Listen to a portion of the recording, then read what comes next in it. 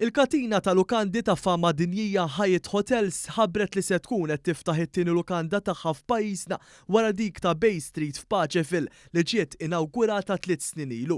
It-tieni lukanda se tkun tikkonsisti f'160 kamra u segwi l-investiment ta' 45 miljun euro li l-kumpanija wettqet f'Ottubru tal-2020 meta fetħet il-bibien tagħha lukanda Hyatt Regency f'San Ġiljan.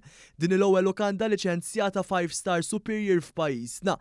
Ħabbret dan il-gazzetta kulħadd fil-ħarġa tagħha tal-lum fejn ġie spjegat kif issa Hyatt Hotels qed tara li l-lukanda l-ġdida f'pajjiżna li se tissemma Hyatt Centric Malta tinbena b'kollaborazzjoni ma' Jewel Hospitality Limited. Fost il-faċilitajiet lussużi tagħha se jkollha pools fuq ġewwa u barra, dawk sportivi u aktar minn 4300 metru kwadru ta' spazju għal laqat u l-konferenzi. Għalkemm ma tħabbarx il-post eżatt fejn se tkun il-lukanda l-ġdida f'din il-katina lussuża mferxa f'diversi bliet fl-Ewropa, ġindikat li din se tkun ukoll fiż-żona f'Taslima jew San Ġiljan, b'distanza qasira mill-bajjiet pristini fl-akwati u 20 minuta misbuħija unika tal-Belt Valletta li jsita tal-UNESCO. Hyatt Centric Malta se tingħaqad fil-portofol tal-kumpanija moħrajn fl-Ewropa li jinkludu dawk f'Dublin l-Irlanda, Cambridge fl-Ingilterra, Milan u Venezja fl-Italja, Madrid fi Spanja u Istanbul fit-Turkija.